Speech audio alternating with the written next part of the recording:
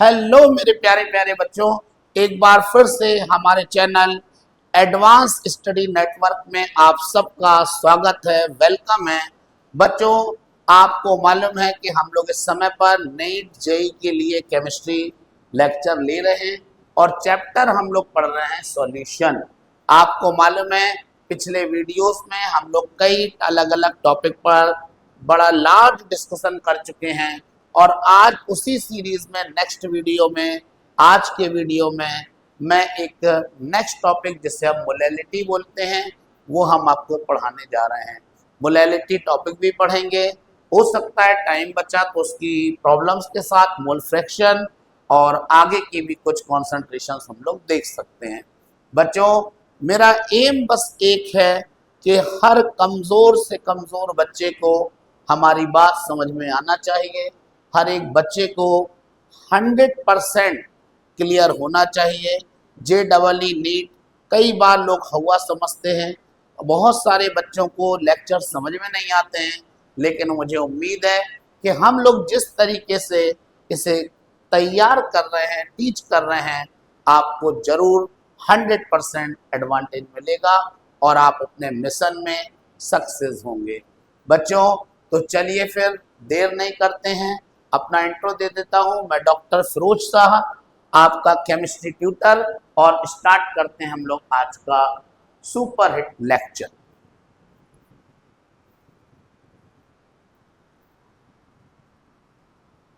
Molality. बच्चों, molality क्या होता है, इसकी यूनिट क्या होती है, और भी बहुत सारे इंपॉर्टेंट पॉइंट्स के लिए सबसे पहले डेफिनेशन ऑफ मोलैलिटी क्या होगी। तो बेटा आपको मैं बता दूं कि number of moles of solute dissolve in 1 kilogram of solvent is called molality. Number of moles of solute dissolved in 1 kilogram of solvent is called molality।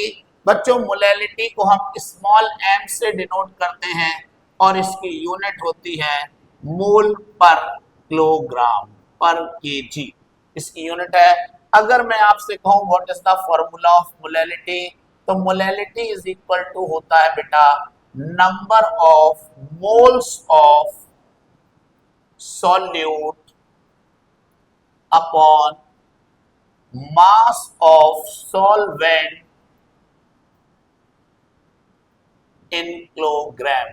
बच्चों देखिए यहां पर क्या लिखा हुआ है।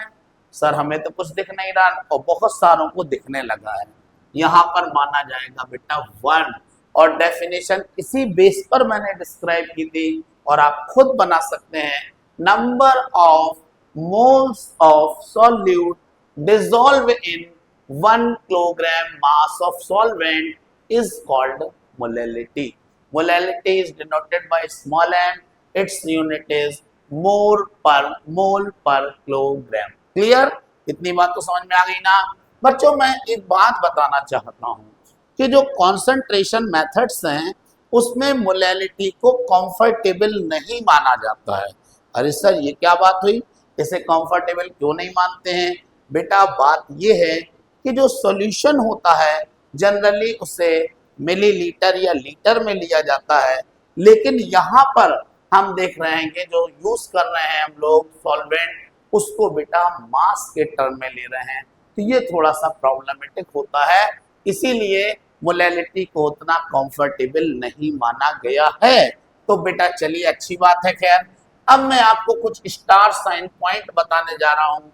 बेटा आपको मैं बता दूं कि जो सॉल्यूशन मोलर सॉल्यूशन होता है, यानी कि अगर हम बात करें यहाँ पर कि अगर हम मोलर सॉल्यूशन की कॉन्सेंट्रेशन और मोलर सॉल्यूशन की कॉन्सेंट्रेशन में कंपैरिजन करें, तो बेटा याद रखना है मोलर सॉल्यूशन की कॉन्सेंट्रेशन हमेशा मोलर सॉल्यूशन से ज्यादा होती है। यानी कि कॉन्सेंट्रेशन ऑफ molar solution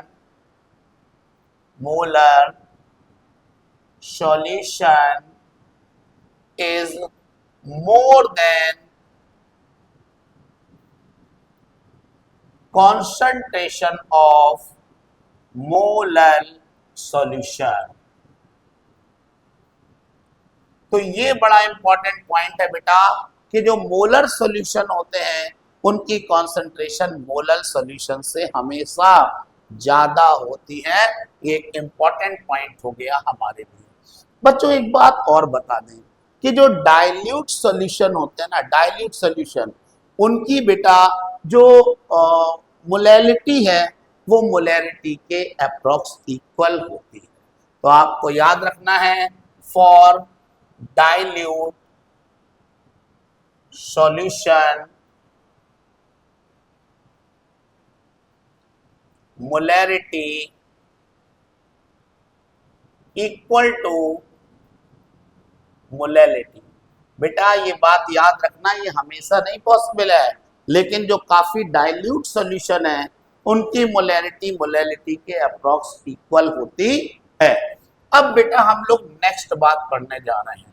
बेटा अगर मैं आपसे कहूं what is the meaning of molal solution, अगर मैं आपसे कहूं कि मोलल सॉल्यूशन क्या होता है, मोलल सॉल्यूशन, अगर मैं आपसे कहूं what is the molal solution, कि मोलल सॉल्यूशन क्या है बच्चे, तो जानते हैं आप क्या बोलेंगे?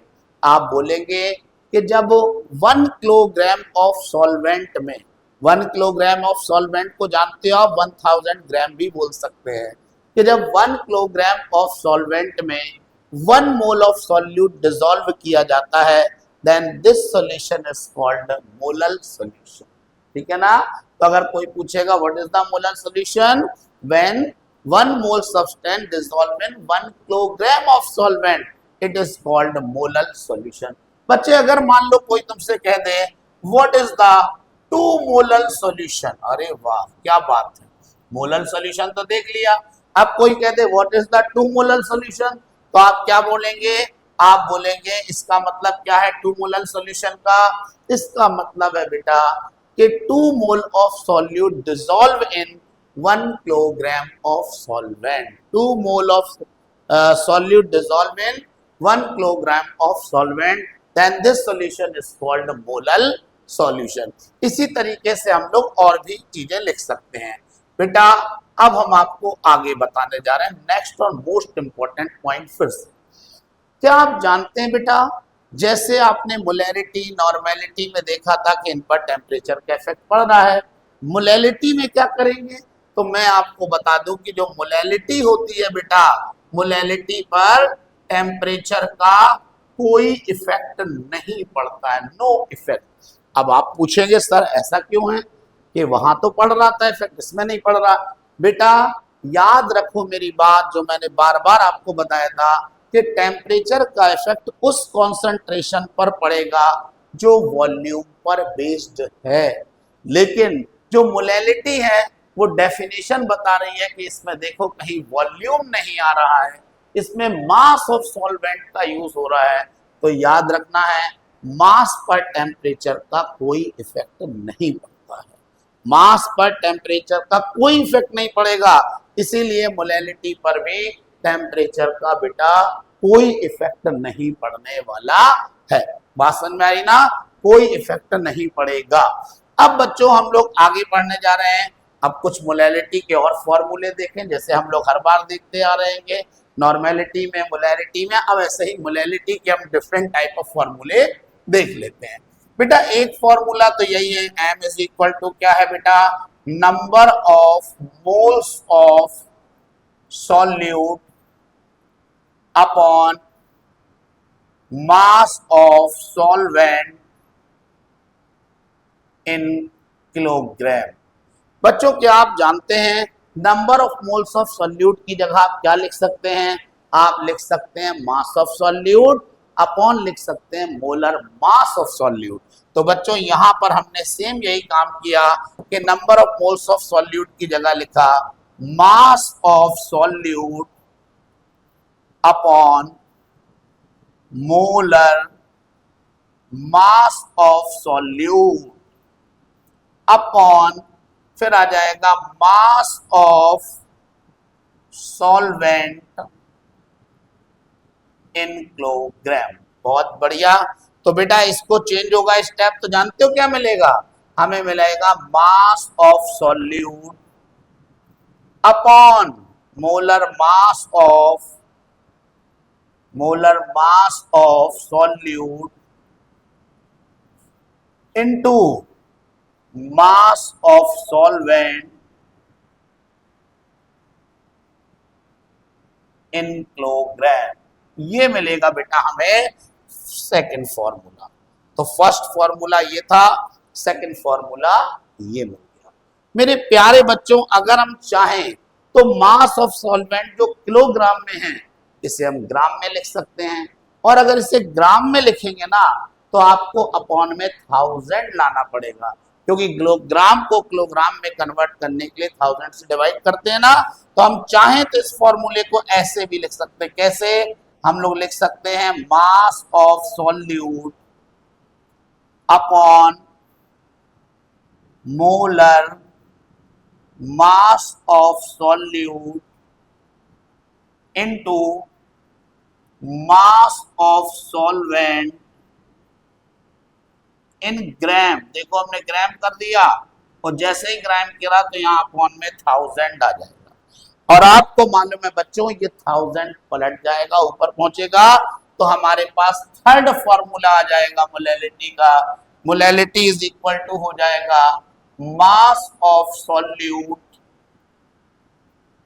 Into 1000 upon molar mass of solute into mass of solvent in gram. अब देखो यहां ग्राम में आ गया मास, ये ध्यान रखना है, ग्राम में आ गया मास, क्योंकि ऊपर 1000 पहुंच चुका है। और ये बच्चों हमारा थर्ड फॉर्मूला बन गया। बच्चों क्या जानते हो, हम एक फॉर्मूला और इसके बेस पर लिख सकते हैं। कैसे सर? देखो ये number of moles of solute तो है, लेकिन देखो ये किलोग्राम में है, तो हम चाहें तो इसको लिख सकते हैं यहां पर, इसको इस तरीके से लिख सकते हैं हम लोग। ये मास ऑफ सॉल्यूट जो है वो देखो पर किलोग्राम में है, तो हम लोग लिख सकते हैं molality is equal to mass of solute in per kg, short में केजी लिख दिया, upon molar mass of solute. मतलब इस बेस पर हमने बता दिया, ऐसे हमने लिख दिया मास ऑफ सॉल्यूट पर kilogram upon molar mass of solute. Okay, clear बच्चों? और बेटा अगर हम चाहें तो मेरे प्यारे बच्चों हम एक और फॉर्मूला बना सकते हैं। क्या बनाएंगे? हम लोग लिख सकते हैं molality is equal to number of millimoles of solute upon mass of solvent in gram। बेटा हमने मोल्स की जगह देखो यहां मोल्स ले रहे थे ना फॉर्मूले में, मिली मोल्स करा, इसीलिए मास को हमें सॉल्वेंट के किलोग्राम की जगह यहां ग्राम लेना पड़ जाएगा। और बच्चों एक और अगले फॉर्मूले के लिए आप लोग तैयार हो जाएं, और ये formula m is equal to 10 into solubility upon molar mass of solute. तो बच्चों हम ये वाला फॉर्मूला भी यूज कर सकते हैं। अगर हमें सॉल्युबिलिटी गिवन है या कॉन्सेंट्रेशन गिवन है, तो हम 10 into solubility upon molar mass of solute, ये फॉर्मूला यूज करके भी हम लोग आंसर मोलैलिटी निकाल सकते हैं। 7th नंबर के फॉर्मूले में हम लोग आ चुके हैं। और 7th फॉर्मूला क्या है बेटा? Molality is equal to 1000 into mass percent of solute upon 1000 into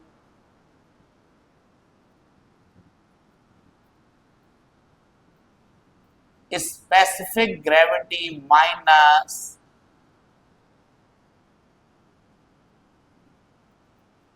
molarity, ओ यार जगह कम पड़ गई भाई, मोलैरिटी के बाद यहाँ लगा दे इनटू, यहाँ इनटू मोलैरिटी, और मोलैरिटी के बाद हो जाएगा molar mass of solute, molar mass of solute, molar mass of solute, जगह कम पड़ गई, थोड़ा फॉर्मूला है ना।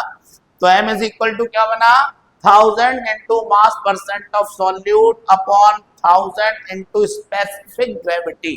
स्पेसिफिक ग्रेविटी की जगह मेरे प्यारे बच्चों आप डेंसिटी भी लिख सकते हैं, माइनस आ जाएगा मोलैरिटी, मोलैरिटी के बाद आएगा इनटू, और इनटू के बाद यहाँ पर है ये इनटू, इसके बगल में मोलर मास ऑफ सॉल्यूट। तो ये फॉर्मूला भी हम लोग बच्चों यूज कर सकते हैं। और बच्चों अब हम लोग आते हैं एक लास्ट फॉर्मूले की तरफ, लास्ट, और ये लास्ट फॉर्मूला क्या है, ये लास्ट फॉर्मूला है अगर हमें मोलैरिटी निकालना है,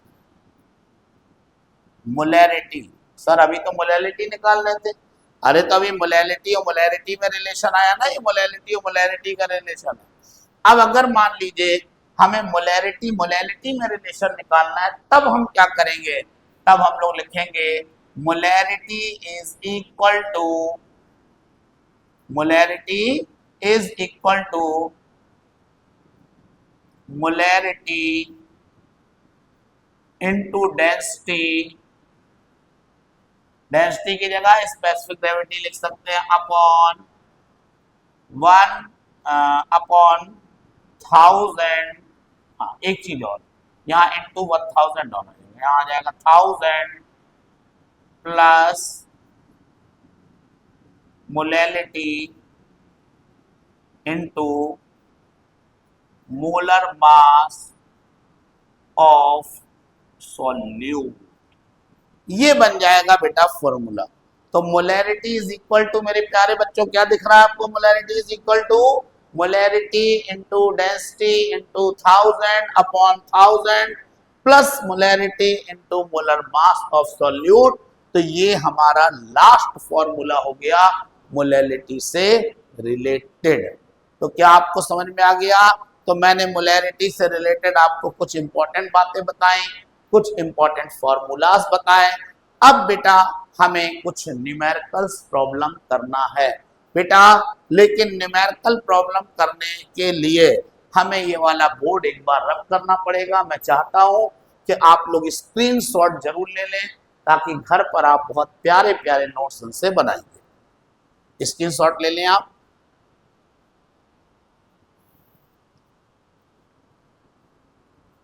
तो सभी बच्चों ने स्क्रीनशॉट ले लिया होगा। अब मैं इसे रब कर देता हूं।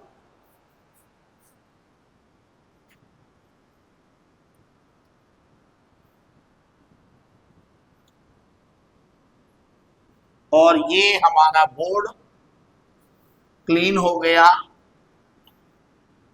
और इसी के साथ हम लोगों ने एक बार फिर से स्वच्छ भारत मिशन में पार्टिसिपेट भी कर लिया। ओके, हो गया पार्टिसिपेट। चलिए अब हम बेटा आपको न्यूमेरिकल प्रॉब्लम्स कुछ आपको मोलैरिटी से रिलेटेड कराने जा रहा हूं। तो फर्स्ट प्रॉब्लम मैं आपको बताने जा रहा हूं, सुनो। Find the molarity of 20% by mass K2CO3। वो कह रहे हैं find the molarity of 20% by mass K2CO3। अब मोलैरिटी निकालना है, बहुत बढ़िया। तो आपको मालूम है यहां पर एक वर्ड आ रहा है 20% बाय मास K2CO3। क्या आप जानते हैं मोलैरिटी के लिए हम लोग, अभी तो हमने लॉन्ग लॉन्ग फॉर्मूले लिखे थे, अगर शॉर्ट में फॉर्मूले को लिखें तो मोलैरिटी का फॉर्मूला बनेगा molarity is equal to WB into 1000 upon MB into WA। आपको मालूम है ना WB क्या होता है बेटा, यहाँ मास ऑफ सॉल्यूट। WB क्या है, मास ऑफ सॉल्यूट। WA क्या है? मास of solvent, and MB is molar mass of solute. तो शॉर्ट में इसे हम ऐसे लिख सकते हैं। और आइए हम लोग स्टार्ट करते हैं। यहां पर एक वर्ड आ रहा है 20% बाय मास K2CO3। इसका मतलब क्या है? इसका मतलब है कि mass of K2CO3, mass of solute हो जाएगा 20 ग्राम, एंड मास ऑफ सॉल्वेंट हो जाएगा 80 ग्राम। है ये क्या हो गया? क्या आपको समझ में नहीं आया? एक बार फिर सुनो। 20% बाय मास K2CO3 है ना, तो इसका मतलब हुआ मेरे प्यारे बच्चों कि मास ऑफ सॉल्यूट जो हो जाएगा बेटा वो 20 ग्राम हो जाएगा। 20 ग्राम क्योंकि 20% है। और आप सोचो, परसेंट में पूरी वैल्यू को हम बोलते हैं 100। पूरी वैल्यू को क्या बोलते हैं? 100। और 100 में से सोचो सॉल्यूट कितना है? 20 ग्राम। तो अपने आप बता दो मास ऑफ सॉल्वेंट कितना आ जाएगा? तो आप बोलेंगे सर 80 ग्राम, क्योंकि 100 में से 20 लेस करा 80 ग्राम आ गया। अब आ जाओ, मोलेलिटी निकालना है। बहुत बढ़िया, मोलेलिटी ये फाइंड करना है। फॉर्मूला लगा दो। मोलेलिटी इज इक्वल टू क्या होगा? WB into 1000 upon MB into WA। बहुत बढ़िया। अब बच्चों हमें सबसे पहले अगर मोलेलिटी निकालना है तो हमें क्या करना पड़ेगा? हमें चाहिए पड़ेगा WB गिवन है, MB चाहिए पड़ेगा। MB is molar mass of solute, और मोलर मास हमें गिवन तो है नहीं, तो हम लोग कैलकुलेट कर लेंगे। तो मोलर मास ऑफ K2CO3 क्या आ जाएगा? तो K2CO3 का जो मोलर मास है, जो MB है, वो आ जाएगा K का 39 इंटू 2, C का 12, O का 16 इंटू 3। और अगर हम लोग इस पूरे को ऐड करें तो क्या आएगा? 9।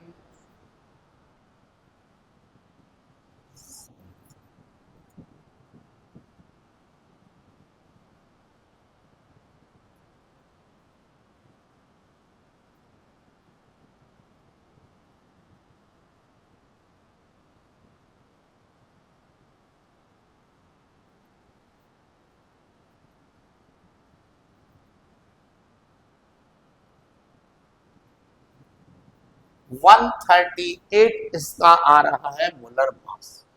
138, ठीक है ना। और बेटा अब हम लोग वैल्यूज पुट कर देंगे। तो यहां पर आपको मालूम है WB है 20 इंटू 1000 अपॉन MB की वैल्यू 138, WA की वैल्यू कितनी है? 80। और बेटा इसे हम लोग सॉल्व करेंगे तो मोलेलिटी बेटा आपको मिलेगी 1.81 यूनिट आएगी मोल पर किलोग्राम। ये बेटा इस क्वेश्चन का आंसर आ जाएगा, ठीक है ना। तो कितना इजी आपने देखा क्वेश्चन था, और बड़े मजे से हो गया। बच्चों एक और क्वेश्चन इसी तरीके से लिखते हैं। Find the molality of 10% by mass NaOH। अब अपन को मोलेलिटी निकालना है 10% बाय मास NaOH। क्या आप इसका मतलब समझ गए? इसका मतलब है मास ऑफ सॉल्यूट मानना पड़ेगा आपको 10 ग्राम, मानेंगे ना, क्योंकि 10% है ना, इसलिए मास ऑफ सॉल्यूट हो जाएगा 10 ग्राम। एंड मास ऑफ सॉल्वेंट कितना हो जाएगा? तुम्हें मालूम है परसेंट में होल अमाउंट होती है 100, 100 में से सॉल्यूट है 10, तो अपने आप समझ जाओ कि जो सॉल्वेंट आएगा वो आएगा 90 ग्राम। और हमें मोलेलिटी निकालना है। फॉर्मूला लगा दिया। Molality is equal to WB into 1000 upon MB into WA। बेटा WB की वैल्यू आपको मालूम है 10 है into 1000 upon MB molar mass है। हम NaOH का मोलर मास निकाल ही लेंगे, 40 आएगा, है ना। और यहाँ पर आ जाएगा WA कितना है? 90। हम लोग सॉल्विंग कर लेंगे इसकी। 0 0 0 0 कैंसिल हो गया, और ये 2 ये 5, फिर ये 2 ये 5, तो ये हो जाएगा 25/9, ये आ जाएगा, ठीक है ना, 25/9। अब आप डिवाइड कर लेंगे, और डिवाइड करके बेटा आप क्या करेंगे? इसका आंसर निकालेंगे। और हमें कमेंट करके बताएंगे कि सर इसका आंसर कितना आ रहा है। बस इतना सा डिवाइड करना है और आंसर आपका आ जाएगा। चलिए बेटा, इसी के साथ बेटा अब हम आपको नेक्स्ट मोलैलिटी का क्वेश्चन कराने जा रहे हैं। आप लोग ध्यान से बेटा एक क्वेश्चन समझें। ये सारे क्वेश्चन बेसिक क्वेश्चन है, अच्छे क्वेश्चन है, और अगर ये हमें स्ट्रांग रहेंगे तो हम अच्छे अच्छे हार्ड क्वेश्चन भी इजीली कर पाएंगे। बेसिक कॉन्सेप्ट क्लियर होना बहुत जरूरी है, ठीक है ना, किसी भी कॉम्पिटिटिव एग्जाम्स के लिए। तो हम लोग लिख रहे हैं next question, sugar solution, a sugar solution of mass 214.2 ग्राम, मास आपको दिया जा रहा है, contains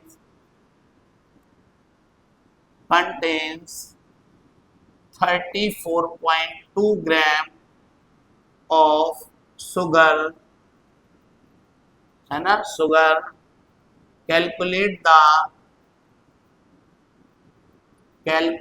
the molality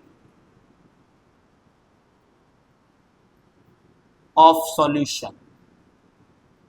ये हो गया बेटा, देखो क्वेश्चन आपका लिख गया तुरंत के तुरंत, a sugar solution of mass 214.2 gram contains 34.2 gram of sugar, calculate the molality of solution। Easy question बेटा। देखो ये क्या दे रहे हैं, वो दे रहे हैं a sugar solution of mass, ये मास ऑफ सुगर सॉल्यूशन है। कई लोग इसे मास ऑफ सॉल्वेंट मान लेते हैं, मास ऑफ सॉल्वेंट नहीं है, क्लियर दे रहा है a sugar solution of mass। Solution of mass का मतलब है ये मास ऑफ सॉल्यूशन गिवन है आपको। मास ऑफ सॉल्यूशन कितना है, 214.2 gram and contain 34.2 gram of sugar. ये मास ऑफ शुगर है, मतलब ये मास ऑफ सॉल्यूट है। याद रखना, मास ऑफ सॉल्यूट को हम WB से डिनोट करते हैं। WB की वैल्यू है 34.2 ग्राम। और कह रहे हैं मोलैलिटी कैलकुलेट करो। क्या आपको मालूम है, मोलैलिटी कैलकुलेट करने के लिए हमें मास ऑफ सॉल्यूशन नहीं, हमें मास ऑफ सॉल्वेंट चाहिए। तो मास ऑफ सॉल्वेंट तो आ ही जाएगा। कैसे, मास ऑफ सॉल्वेंट को हम WA से डिनोट करते हैं बेटा। तो WA is equal to solution का मास है 214.2 ग्राम, इसमें से मेरे प्यारे बच्चों हम 34.2 ग्राम लेस करेंगे तो बेटा 180 ग्राम आ जाएगा। ये आया हमारे पास मास ऑफ सॉल्वेंट। और बच्चों अब मोलैलिटी निकालने से तो हमें दुनिया की कोई ताकत नहीं रोक सकती। मोलैलिटी इज इक्वल टू क्या हो जाएगा बेटा, formula WB into 1000 upon MB into WA। बेटा क्या आप जानते हैं, WB देखो आपको गिवन है, आपको WA आपने फाइंड कर लिया है। आपको बस एक प्रॉब्लम है, मोलर मास। इसके लिए हमें शुगर का फॉर्मूला मालूम होना चाहिए। शुगर का फॉर्मूला होता है C12H22O11, ठीक है ना। इसका हमें मोलर मास MB निकालना है, तो C का 12 होता है, इंटू 12 हो जाएगा। H का एटॉमिक मास 1 होता है, 22 है, तो इंटू 22, O का 16 है, इंटू हो जाएगा 11। सबको जब मल्टीप्लाई करके ऐड करेंगे तो 342 आपको मिलेगा। क्या मिलेगा, 342। अब आप वैल्यू पुट कर दें। WB की वैल्यू आपके पास कितना है, 34.2 इंटू 1000 अपॉन MB की वैल्यू है 342। ये यहाँ पुट करी। WA मास ऑफ सॉल्वेंट कितना है बेटा, ये है बेटा अपने पास लेस करने पर आया है 180 ग्राम। अब आपको मालूम है ये वाला पॉइंट हटाएंगे, नीचे 0 आएगा, इससे देखो ये कैंसिल हो गया। डबल जीरो से मेरे प्यारे बच्चों डबल जीरो कैंसिल हो गया। 2 से कैंसिल करेंगे 5, ये हो जाएगा 9 बेटा, 5/9 आ जाएगा। बच्चों 9 से डिवाइड कर दो तो मोलैलिटी आ जाएगी 0.55 मोल पर किलोग्राम। ये बेटा मोलैलिटी आ जाएगी। इस तरीके से ये देखिए हमारी third problem third basic question molality का हम लोगों ने बहुत इजीली सॉल्व कर लिया। मेरे प्यारे बच्चों, अब हम अगले क्वेश्चन की तरफ बढ़ना चाहते हैं और नेक्स्ट क्वेश्चन मैं आपको बता रहा हूं क्या है। सुनो, ये क्वेश्चन मैं आपको छोड़ूंगा, आप लोग मुझे करके बताएंगे, यानी पूरा आपको खुद करना है और मुझे कमेंट में बताना है कि आंसर क्या आएगा इसका। तो ये है बेटा, मैं दे रहा हूं आपको 2.5 gram of ethanoic acid is present in 75 gram of benzene. Calculate the molar concentration. Molar concentration. मेरे प्यारे बच्चों, आप जानते हो मोलल कॉन्सेंट्रेशन का मतलब भी है आपको मोलैलिटी फाइंड करना है। तो यहां भी आप मोलैलिटी निकालेंगे और ये क्वेश्चन जो मैंने दिया है मेरे प्यारे बच्चों, इसको आपको सॉल्व करना है और सॉल्व करके बेटा इसका आंसर मुझे आपको कमेंट करके बताना है क्या आएगा। इजी क्वेश्चन है, आराम से आप लोग कर लेंगे, ठीक है ना। अब हम इसे रब करेंगे और आगे की कुछ और प्रॉब्लम सब हम लोग करने जा रहे हैं। इसे रब कर देते हैं। यार पहले आप इसका स्क्रीनशॉट तो लो भाई, थोड़ा सा लिख देता हूं। अच्छा, कैलकुलेट द, चलिए स्क्रीनशॉट पहले आप ले लें पूरा इसे। तो स्क्रीनशॉट ले लिया होगा आप लोगों ने। अब मैं रब करता हूं इसे।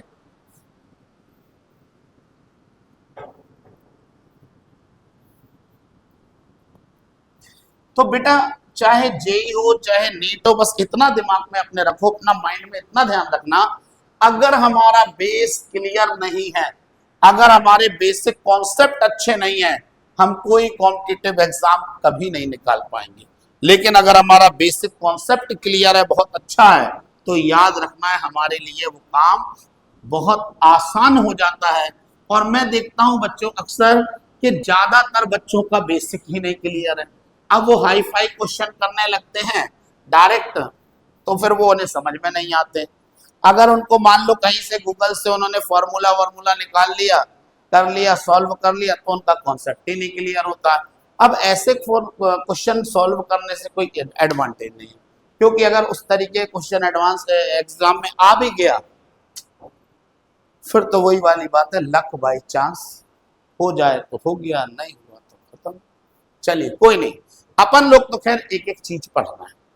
अब मैं आपको एक क्वेश्चन पढ़ाने जा रहा हूं, एक प्रॉब्लम करा रहा हूं, काफी फेमस प्रॉब्लम है ये। एन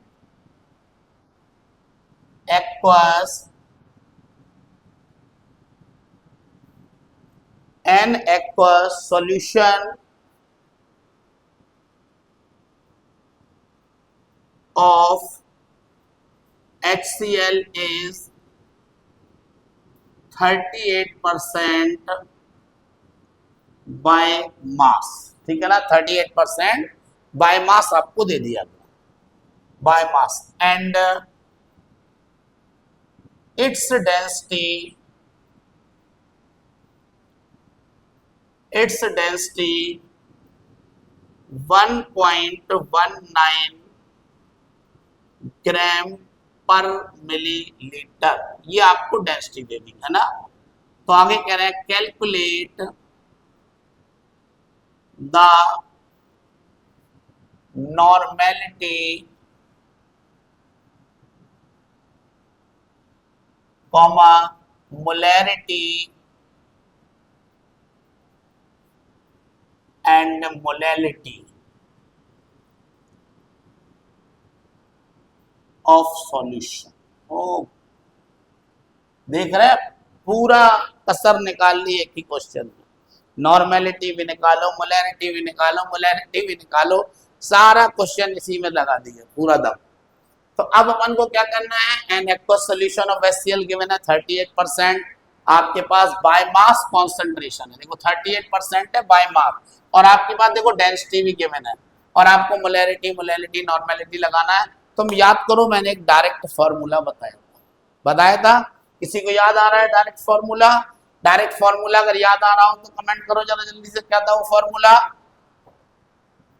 तो आपको मालूम है नॉर्मेलिटी इज इक्वल टू, मैंने बताया था 10 into density into mass percent of solute upon molar mass of solute. कई बार बच्चों को लगता होगा सर आप बार बार ये फॉर्मूला क्यों लिखते रहते हैं और इतना डिटेल में क्यों लिखते हैं? बच्चों, मैं जानबूझ के लिखता हूं ताकि सुन सुन के आपके माइंड में, आपके कान में बिल्कुल वो चिपक जाना चाहिए फॉर्मूला कि हाँ यार ये होता है। तो 10 इंटू डेंसिटी अपने पास कितनी है 1.19 इंटू मास परसेंट कितना है अपने पास 38% upon molar mass of solute कितना हो जाएगा, तो ये हम निकाल लेंगे। कैसे? आपको मालूम है HCl का मोलर मास क्या होगा, मोलर मास को mg से रिप्रेजेंट करते हैं, तो H का होता है 1, Cl का 35.5 हो जाएगा 36.5, यहाँ आ जाएगा 36.5। इसे कैलकुलेट कर लो मेरे प्यारे बच्चों और जल्दी से मुझे बताओ नॉर्मेलिटी क्या आ रही है। और जो भी आएगी नॉर्मेलिटी की यूनिट क्या लिखोगे, ग्राम इक्विवेलेंट पर लीटर, ग्राम इक्विवेलेंट पर लीटर, ये यूनिट आएगी। मैं चाहता हूं इसका आंसर निकालो और कमेंट में मुझे बताओ व्हाट इज द आंसर। और अब हम लोग आ जाएं मोलैरिटी पर। मोलैरिटी निकालने का भी सेम यही फॉर्मूला। ओ यार बच्चों, एक गलती कर दी मैंने, सॉरी एक गलती कर दी बेटा। और वो गलती ये कर दी कि मैंने यहाँ मोलर मास ऑफ सॉल्यूट लिख दिया, मुझे लिखना था equivalent mass of solute. Sorry, कोई नहीं, इट्स ओके। तो हम लोग इक्विवेलेंट मास ऑफ सॉल्यूट, लेकिन बेटा उससे आंसर में कोई चेंज नहीं आएगा, क्योंकि एक्चुअली HCl का जो मोलर मास होता है वही उसका इक्विवेलेंट मास होता है। तो नॉर्मेलिटी में यहाँ बेटा इक्विवेलेंट मास ऑफ सॉल्यूट आएगा, और हम क्या करेंगे, हम HCl का इक्विवेलेंट मास निकाल लेंगे। कैसे? आओ रफली निकाल के बता देते हैं एक बार। Equivalent mass of HCl is equal to होता है मोलर मास अपॉन n, होता है ना फॉर्मूला, और H का 1, Cl का 35.5 अपॉन स्मॉल n, याद करो मैंने बताया था एसिडिटी, बेसिसिटी और वैलेंसी हो सकता है। तो बच्चों यहाँ पर HCl है, एसिड है, तो ये आयोनाइज होकर 1H देगा, इसलिए इसकी जो n है वो 1 हो जाएगी। तो आंसर वही आएगा 36.5। तो इक्विवेलेंट मास जो आया EB से रिप्रेजेंट करते हैं बेटा, इक्विवेलेंट मास ऑफ सॉल्यूट को EB से, तो हमने लिख दिया 36.5 और हमने वही काम यहाँ करा है, देखो 36.5। एक्चुअली इसका molar mass equivalent mass same होता है HCl का, तो कोई दिक्कत नहीं है, और ये मैंने आपका करेक्शन कर दिया। अब आइए हम लोग आ जाते हैं मोलैरिटी। मोलैरिटी का क्या है, बिल्कुल वही फॉर्मूला, 10 इंटू डेंसिटी को D लिख दे रहा है, मैं मास परसेंट लिख दे रहा है जानबूझ के शॉर्ट में, अपॉन में क्या कर दे रहा है मोलर मास। अब यहाँ मोलर मास रहेगा, मोलर मास ऑफ सॉल्यूट, बहुत बढ़िया। ओके, तो आपको मालूम है 10 इंटू डेंसिटी कितनी है, फिर वही 1.19, और मास परसेंट कितना है 38, मोलर मास कितना है 36.5। बच्चों मुझे मालूम हंसी क्यों आ रही है, इसका आंसर जस्ट यही आएगा, जो नॉर्मेलिटी आएगी इसकी वही सेम मोलैरिटी आ जाएगी, समझे ना। तो एक आंसर निकाल लोगे, दूसरा अपने आप आ जाएगा, क्योंकि मैंने बताया था कि HCl का वही इक्विवेलेंट मास होता है, वही मोलर मास होता है, तो आंसर दोनों का सेम आ जाएगा। और बच्चों अब हम लोग आते हैं मोलैलिटी में। किस पे आ रहे हैं, मोलैलिटी।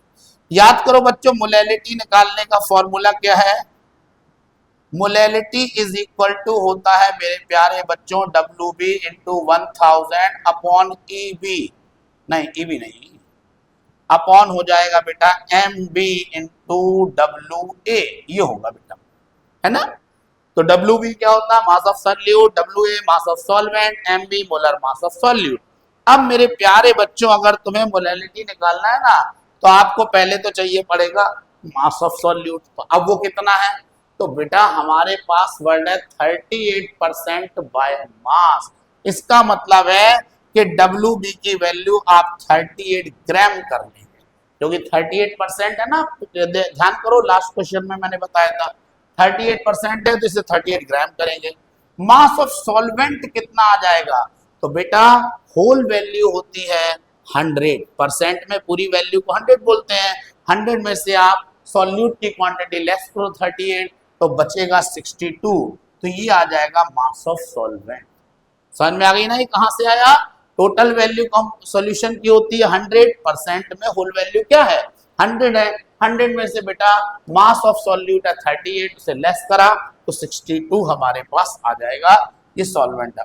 अब हमें मोलर मास भी चाहिए, तो बेटा मोलर मास तो बार बार मालूम है 36.5 है। अब वैल्यू पुट करो तो ये हो जाएगा बेटा WB 38 into 1000 upon MB। MB है मोलर मास, ये है 36.5 और WA है 62। बस बेटा बस। अब आपको करना क्या है? अब आपको करना यह है कि इसको सॉल्व करना है और मुझे कमेंट करके आंसर बता देना है। बता दोगे कि नहीं बताओगे भाई? बता दोगे ना? वैसे अगर तुम ना भी बताओगे तो मैं तुम्हें खुद ही बता देता हूं। इसका आंसर आएगा 16.79 या 16.79 के आसपास ही आपको इसका आंसर मिलेगा। थोड़ा बहुत वेरिएशन आ सकता है 19-20 का। और बच्चों ये तो आंसर, लेकिन मैं चाहता हूं आप खुद मुझे बताएं कैलकुलेट करके कि क्या इसका आंसर आने वाला है। तो आपने देखा एक जबरदस्त क्वेश्चन हम लोगों ने करा, बढ़िया क्वेश्चन करा, और इसके बाद हम एक ऐसा ही क्वेश्चन आपको फुल होमवर्क के लिए दे रहे हैं जो आप करेंगे और मुझे कमेंट करके उसका आंसर बताएंगे क्या आ रहा है उसका आंसर। Okay clear? तो चलिए हम क्वेश्चन देखते हैं आपको। Density of sample of a sample of H2SO4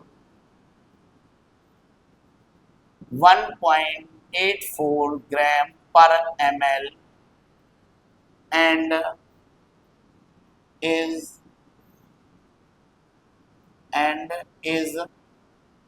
95.8% by mass.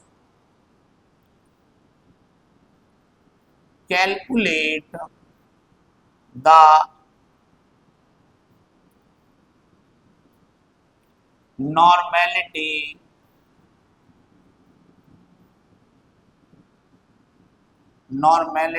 comma molarity and molality।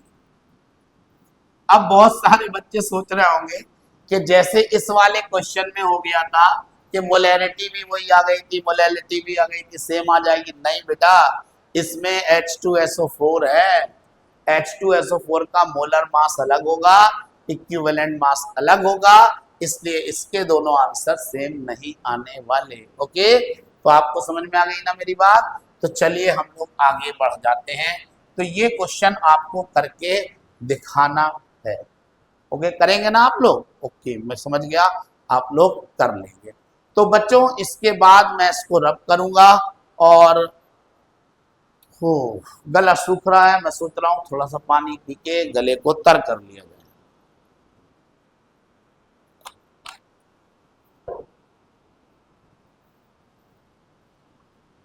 अरे यार आप लोग, मैंने बताया नहीं, पता नहीं आप लोगों ने स्क्रीनशॉट लिया कि नहीं लिया, लेकिन आप लोग पॉज करके ले लेना। और बेटा स्क्रीनशॉट अकेला से काम नहीं चलेगा, हमें बहुत प्यारे बहुत अच्छे नोट्स बनाना है। और वैसे भी आप देख रहे हैं मैं जो भी आपको बता रहा हूँ बहुत बेसिक से बताने की कोशिश कर रहा हूँ, वरना अक्सर आप देखेंगे कि जेईई नीट के जो भी लोग पढ़ाते हैं वो डायरेक्ट कहते ना हाई लेके चलते हैं, और मुझे लगता है उससे बहुत सारे बच्चों को प्रॉब्लम आती है। लेकिन वही बात है कि अब क्या कर सकते हैं। इसीलिए मैं कोशिश कर रहा हूं कि आपको किसी भी तरीके की एक भी प्रॉब्लम ना आने पाए। तो मोलैलिटी के कुछ क्वेश्चंस करने के बाद मुझे लग रहा है कि अब मुझे आपको मोल फ्रैक्शन अगली कॉन्सेंट्रेशन डिस्क्राइब कर देना चाहिए। तो आइए मोल फ्रैक्शन अपन लोग और देखते हैं।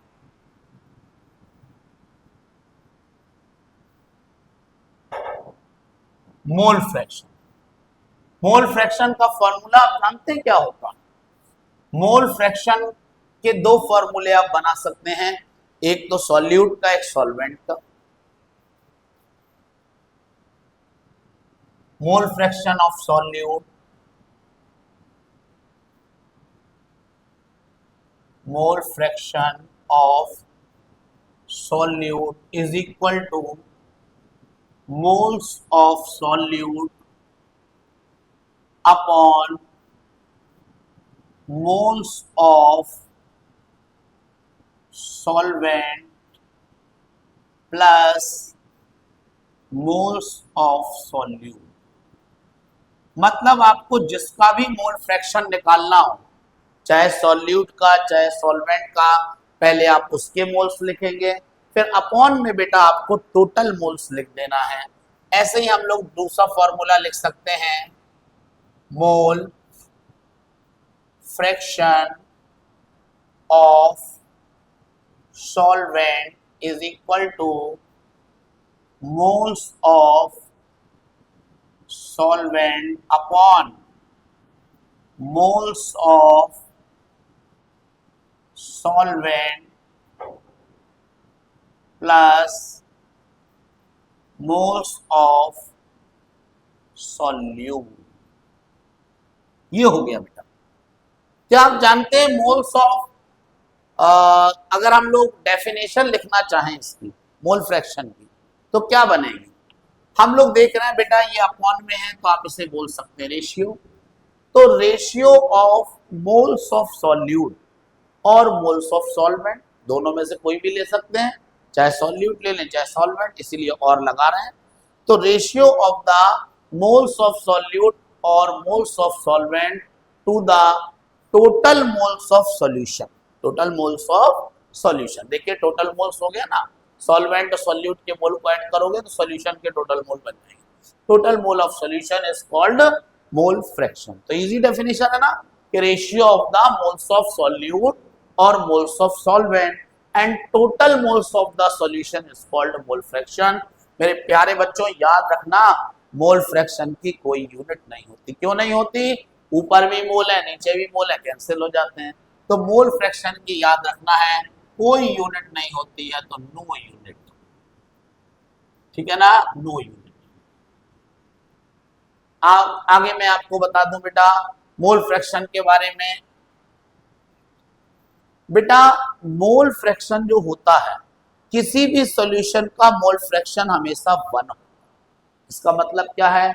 मतलब चाहे आप शुगर सॉल्यूशन लें, सॉल्ट सॉल्यूशन लें या फिर कोई भी अदर सॉल्यूशन लें, सॉल्यूशन का मोल फ्रैक्शन फिक्स है, हमेशा 1 होता है।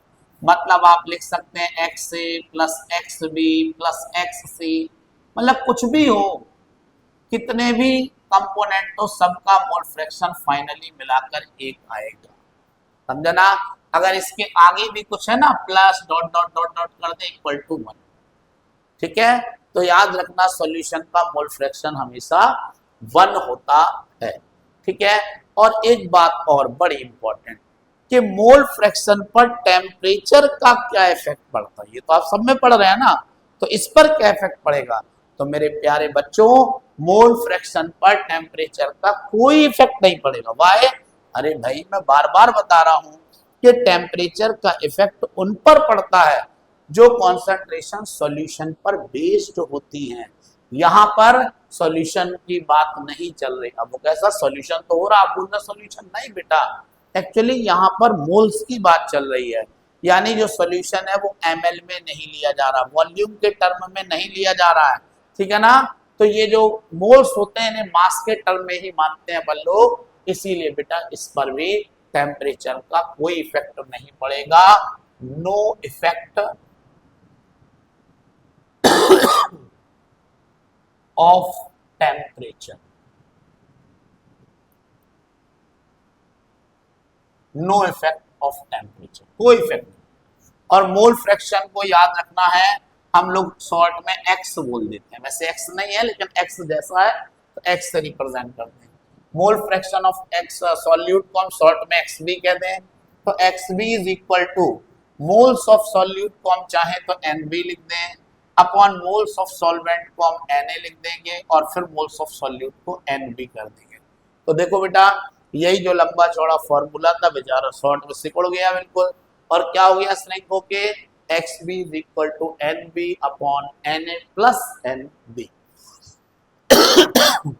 अब बेटा इसके बाद मोल फ्रैक्शन ऑफ सॉल्वेंट का ऐसे ही फॉर्मूला बना सकते हैं। मोल फ्रैक्शन ऑफ सॉल्वेंट को हम बच्चों एक्स से लिखते हैं, तो x is equal to moles of solvent को Na, फिर मोल्स ऑफ सॉल्वेंट को Na और मोल्स ऑफ सॉल्यूट को लिखेंगे Nb। तो देखो एक शॉर्ट फॉर्मूला ये भी बनके तैयार हो गया। तो मेरे प्यारे प्यारे बच्चों, मुझे उम्मीद है कि मोल फ्रैक्शन आपको समझ में आ गया होगा। इसमें बहुत ज्यादा कुछ नहीं है, हाँ न्यूमेरिकल प्रॉब्लम्स इसमें कई अच्छी अच्छी प्रॉब्लम्स है जो हमें करना पड़ेंगी। फिलहाल तो मोल फ्रैक्शन हमारा कंप्लीट हो गया।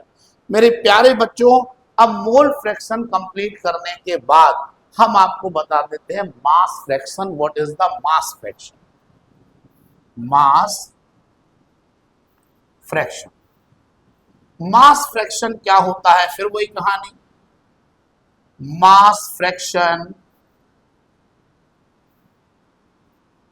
of solute is equal to mass of solute upon mass of solute plus mass of solvent।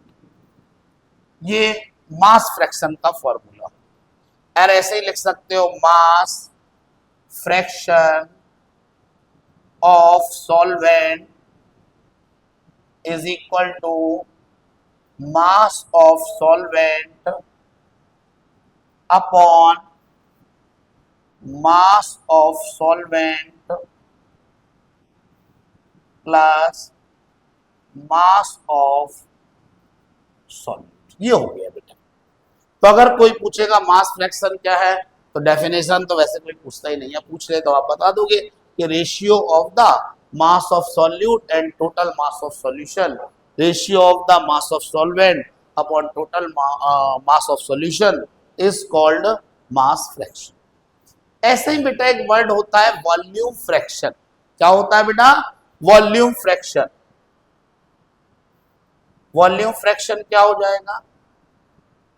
अरे वही same, volume fraction of solute is equal to volume of solute upon, direct लिख दें, volume of solution. ये होगा volume of solution का मतलब समझिएगा ना, volume of solute plus volume of solvent, है ना। और ऐसे ही लिख देंगे volume fraction of solvent is equal to volume of solvent upon volume of solution। Shortcut ले लिया भैया, क्योंकि वॉल्यूम ऑफ सॉल्यूशन का मतलब है volume of solute plus volume of solvent. तो ये हो गया बेटा वॉल्यूम फ्रैक्शन के बारे में। अब हम आपको एक लास्ट यूनिट और बता रहे हैं, इसके बाद थ्योरेटिकल वाला टॉपिक खत्म और प्रॉब्लम प्रॉब्लम प्रॉब्लम वाला टॉपिक चालू। और अब हम आपको बताएंगे डीमल यूनिट क्या होता है।